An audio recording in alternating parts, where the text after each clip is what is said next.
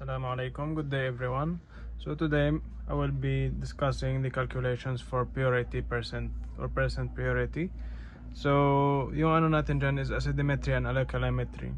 As you know guys, or keep in mind that yung acidimetry and alkalimetry refer to something, which is balik tayo sa iron stand. Tapos dito ang burette natin. Then ito ang burette. Dito naman ang Erlenmeyer flask. So sabi natin ito ang titrant, no? Ito naman dito ang analyte. So ano ibig sabihin ng acidimetry? Ang ibig sabihin ng acidimetry, yung titrant ay acid, yung analyte naman ay base. Pag alkalimetry naman, ibig sabihin yung titrant ay base, yung analyte naman ay acid. So simple as that. So yung acidimetry natin, tatlo ang types nga. Meron tayong direct titration, meron tayong residual titration, nitrogen determination by Gildan method. While alkalimetry, dalawa sila, direct titration and residual titration. So ano yung direct titration? Ang direct titration, isa lang ang titrant natin, tapos isa din yung analyte. Yung residual titration naman, maggamit tayo ng first titrant. Tapos pag naubos ng titrant na yan, mag-add tayo ng another titrant, another solution to be a titrant. So yun lang ang difference nila. So same lang sa dalawa, alkalimetry pati acidimetry. So ang natin dito, ang formula natin ay usually parang tatlo sila. So yung first formula is percentage, ito ay for direct titration. Percentage equals volume times normality times milli equivalent weight times 100 over the weight of sample. Yung naman, second naman, parang same lang siya pati ito, pero dalawa ang yung volume pati dalawa ang normality. Paano yun? So dito na kung makita yung percentage equals parenthesis milliliter A or volume A times normality A, then minus parenthesis volume B times normality B, then parenthesis, tapos times milli equivalent weight times 100, tapos over the sample. So parang same lang sila, pero dalawa lang ang volume pati normality dito. Then moving here, ito ay for Gildan method. So ang Gildan method, ang gawin mo, kunin mo na ang percentage na ganito, percentage for residual titration. Then after mo na makuha ito, gawin mo, i-times mo siya by 6.25, tapos makukuha mo na ang answer mo. So let's proceed to the practice problems. So sabi nga, calculate sodium bicarbonate content of 0.2800 grams sample requiring 3.51 milliliter of 0.9165 normality sulfuric acid. So kung napapansin natin dito, ano yung titrant? Yung titrant dito is the sulfuric acid, kasi sabi nga ilan ml? Ml of 0.9165 normality. Kaya ang titrant ito na siya, kasi ml siya. Yung naman, yung analyte is the sodium bicarbonate. Sodium bicarbonate, which is weight siya. Kaya pag weight yun ang yun ang analyte, which is 0.2800. So yung titrant natin is sulfuric acid. That means this is acidimetry. Okay? So in order to calculate, magano na tayo, sulat tayo ng given. So the given for one, given, sabi nga, calculate the sodium bicarbonate content of 0.2800 grams. So sabi nga muna, sodium carbonate. Yung sodium carbonate, yun na ang natin, yung tinatawag dito analyte. So kailangan natin isulat yung ng analyte, yung formula niya, which is NaHCO3. So that's the molecular formula for sodium bicarbonate. Next, sabi nga, content of 0.28 grams, which is the weight of substance. So yung weight of substance is equal to 0.28. Actually yung mga 0 na yan, wala yan value, kaya hindi ko na sinulat. Then sample requiring 3.51 milliliters. So that's the volume or ml. Sulat ko na lang siya as volume. So sabi nga ilan daw? 3.51 milliliters. Then sabi nga of 0.9165 normality sulfuric acid. So yung normality is equal to 0.9165. So yung gusto nga yung content or the purity. So yun ang percentage. So as we said earlier, percentage is equal to volume times normality times milliequivalent weight times 100 over weight of substance. So in order to find this, meron pang kulang, which is the milliequivalent weight, which is the milliequivalent weight of the sodium bicarbonate, because it is the analyte. So kailangan mo natin i-find yung milliequivalent weight. So yung milliequivalent weight is equal to molecular weight over factor times 1000. So in order to find that, hanapin muna natin ang molecular weight. So as we know, or keep in mind that sodium, yung sodium dito is only one atom. Then yung molecular weight nga is 23, as we note, keep in mind. Then plus yung hydrogen, which is only one atom, then 1 yung ano niya molecular weight, plus the carbon, which is 1 lang yung ano niya, tawag dito yung atom niya, then yung molecular weight niya is 12, then plus yung oxygen, which is 3 atoms as we see here, times ano, ilan yung ano ng ano, oxygen is 16. So over factor times 100 or 1000. So kung makikita natin to, itong sodium is the sodium bicarbonate is a salt. So yung sodium bicarbonate, paano natin makuha yung ano nga valence from the sodium, which is 1, then times 1000. So in order to calculate, 23 times 1 equals 23, plus 1 times 1 equals 1, then 1 times 12 equals 12, I mean this is plus 12, then plus 3 times 16 equals 48. It was over 1000 times 100 equals times 1 equals 1000. So 48 times 12 equals 60, then 60 plus 23 equals 83. Then plus 1 equals 84. So 84 over 1000 is equal to 0.084, and that's our milliequivalent weight. So we can proceed now to the percentage.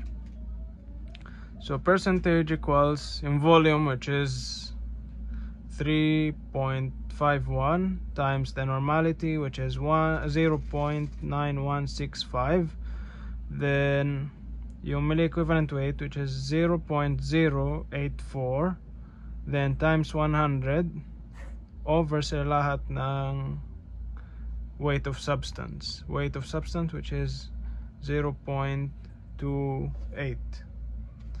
So in order to calculate, ganito na ang gagawin natin. Mag-calculate na tayo. 3.51 times 0.9165 times 0.084 times 100, tapos lahat sila ay divided by 0.28, which will be equal to 96.5, tapos yung 7 i-round off natin siya, so maging 96.51, tapos yung unit is percentage of ano, calculate this the sodium carbonate content, so of sodium bicarbonate. So that's our answer for number 1, as you see here.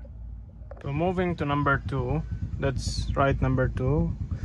Basa natin, sabi nga 1.2500 grams sample of zinc oxide were treated with 50 ml of 1.1230 normality sulfuric acid and 27.48 ml of 0.9765 normality sodium hydroxide were consumed. Calculate the percent purity of the sample. So ang gawin natin muna given, guys. Tapos as you see here, sabi nga a sample of 1.2500 grams. So ito ay the weight of sample. Tapos ito na ang weight of the analyte, 1.25 grams. Tapos yung analyte natin is zinc oxide, which is the formula niya, or molecular formula is Zn oxide, ZnO.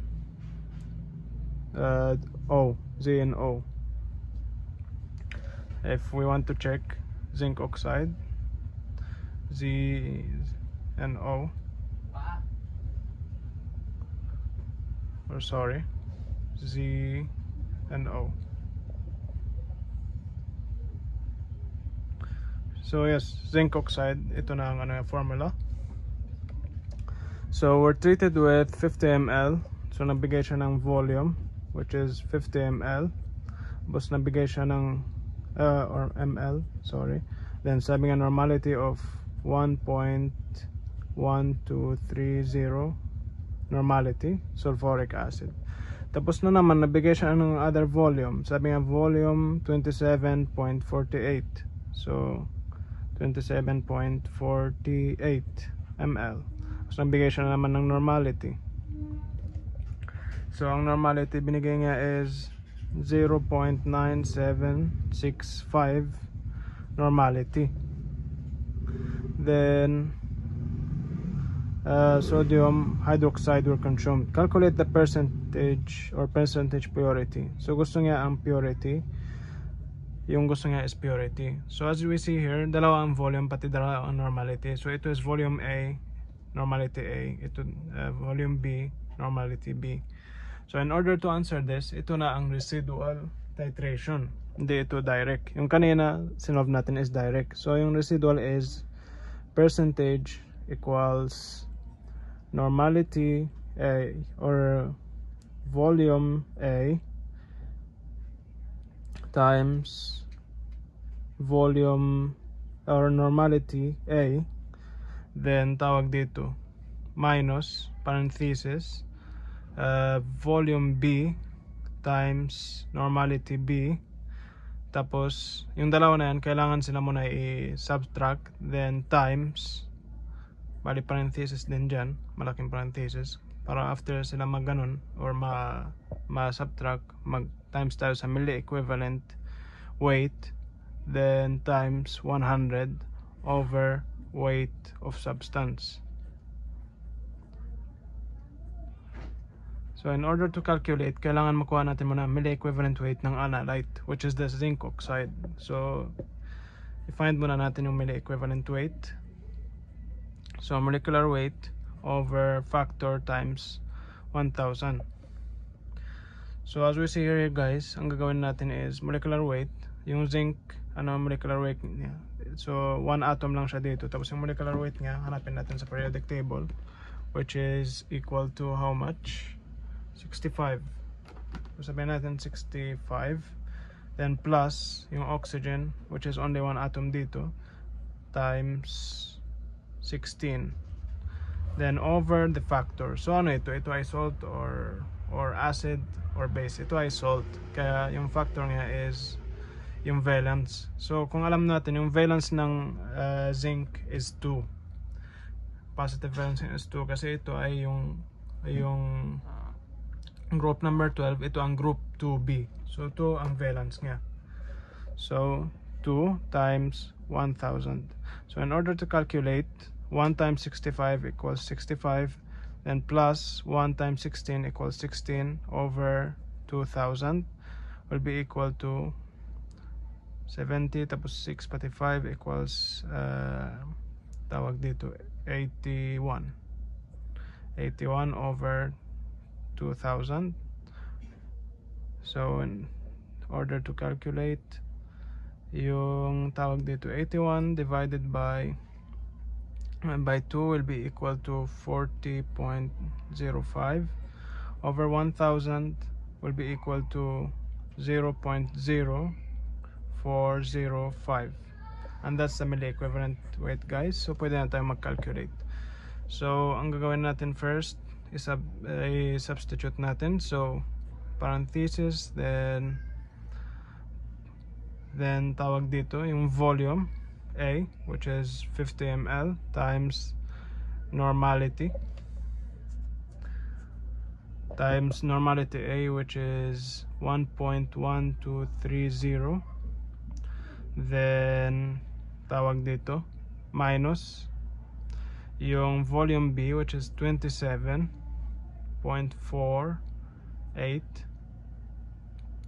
then times normality B, which is 0.9765, then parenthesis times the milli equivalent weight. Sana milli equivalent, ito yung 0.0405, tapos times 100, tapos over the weight of substance, which is 1.25. So let's calculate, guys. Let's calculate. So unang-una, 50 times 1.1230 will be equal to how much? 56.15. So 56.15 dito ang parenthesis, minus the so yung 27.48 times 0.975 will be equal to 26.83. So pag i-minus natin ang dalawa na yan, 56.1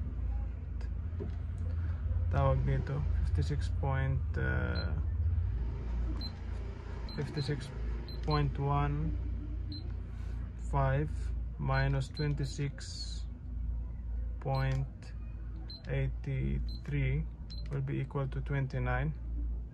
So hindi ko na siya, 29.32 times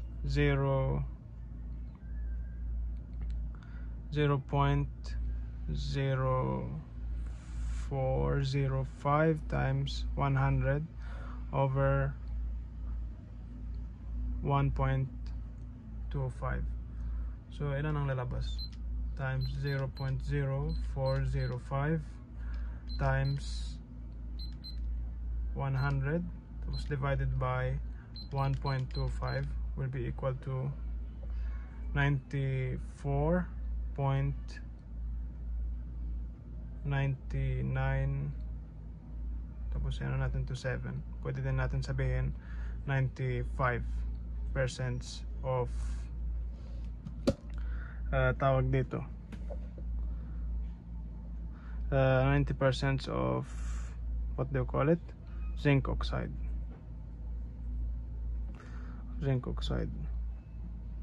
So that's our answer for number 2. Moving to number 3, sabi nga the ammonia from 6.1500 gram sample of an organic nitrogen compound was distilled into 50 ml of 0.1246 normality sulfuric acid, and the mixture was titrated with 22.42 ml of 0.0962 normality sodium hydroxide. Calculate the percentage of nitrogen in the sample. So very simple, guys. Parang gagawin natin is isulat mo na ang given of number 3. So sabi nga ammonia from 61.5 grams, so that's the weight kasi in grams of an organic nitrogen compound. So organic nitrogen compound was distilled into 50 ml, so 50 ml, which is the volume, 50 ml, tapos normality daw of 0.1246 normality, and the mixture was titrated with 22 ml, 0.42 ml. So naman volume, so volume B na ito naman volume A, ito naman normality A. So volume B will be equal to 22.42 ml. Then yung normality B will be equal to 0.0962 normality. Calculate the percentage of nitrogen in the sample. So sabi nga percentage of nitrogen, ito na ay Gildan method. So gusto niya ang percentage of nitrogen. So ang gagamitin natin formula dito guys is tawag dito. Ang gagamitin natin formula is the percentage equals parenthesis, tawag dito, parenthesis normality, volume A times normality A, tapos ima-minus natin sa kanila ang volume B times normality B, parenthesis, then times milliequivalent weight, then times 100 over weight of substance. Then after this, ang gawin natin ay times natin siya by 6.25. So in order to calculate, kailangan makuha natin muna ang milliequivalent weight. So ang milliequivalent weight here, I think it is constant. It is constant kasi that's for ammonia. So as we see here, punta na ako dito para makita natin. So yung molecular weight here or milliequivalent weight is 0.014. 0.014.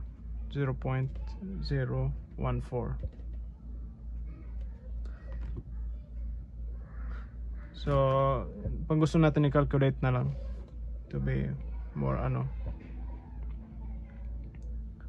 or hindi na lang i-calculate, yun na siya, parang yung milliequivalent weight is 14 or is 0.014. Ito na siya, ay constant siya for Gildan method. So let's go to this equation. So in volume A, which is 50, ito ang parenthesis, times normality A, which is 0.1246, then minus yung volume B, 22.42, times 0.0962, then times yung milliequivalent weight, which is 0.014, then times 100. So ito lahat ay over the weight of substance, which is 6.15. Hindi ko na isulat ang 0 kasi wala yan value. So let's calculate. So calculate ko muna ito para basic lang siya. 22 times 22.42 times 0.0962 will be equal to 2.1 2.156. So sabihin ko na lang 2.157. 2.157. Then ito naman 50 times 0.1246 is equal to 6.23,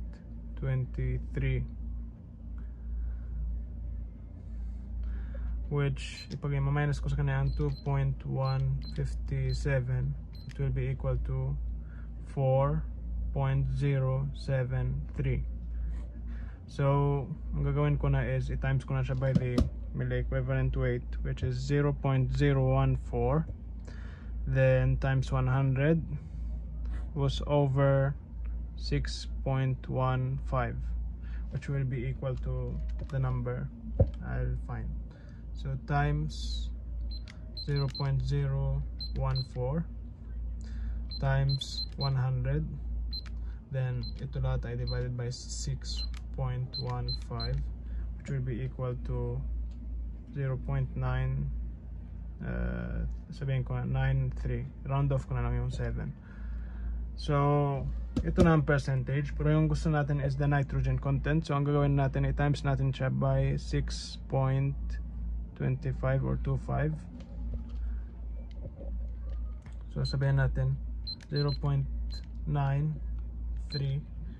times 6.25 will be equal to 5.81 percentage of nitrogen, if I'm not mistaken,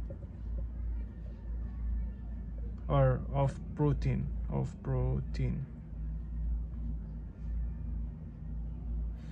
So that concludes this video. Yung for these problems, parang same lang sila. Ito ay alkalimetry, ito ay direct, yung number 4 is direct, ito naman is residual. Same lang sila, same lang ang method sa direct method sa sa acidimetry, tapos yung pati yung residual sa acidimetry. Thank you for watching, guys.